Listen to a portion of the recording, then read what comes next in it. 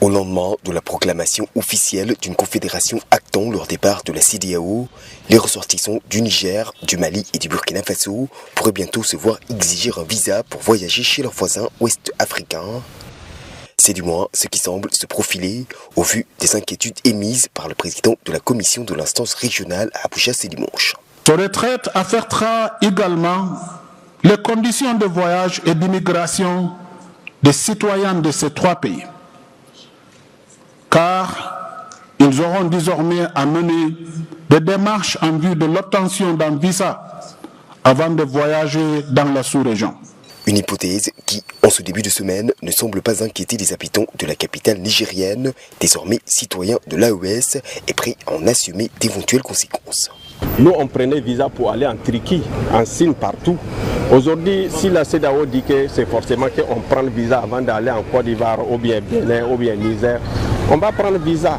La souveraineté a un prix et on doit payer ces prix-là. On est prêt effectivement à prendre en considération ce qu'ils demandent, mais nous allons construire notre alliance des États du Sahel. Et nous n'allons pas réprimer leur communauté. On considère que ces communautés-là nous ont soutenus, ce sont des peuples qui nous ont soutenus, on va les accueillir chez nous, nous n'avons pas d'inconvénients, on ne voit pas d'inconvénients.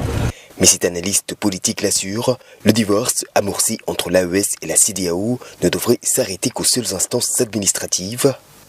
Peu de chance, dès lors, de voir une entrave dans la circulation des personnes et des biens au sein de l'espace.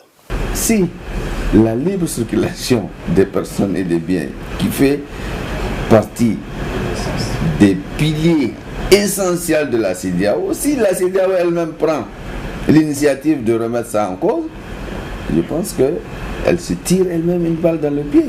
Non, je pense que la CEDEAO ne le fera jamais.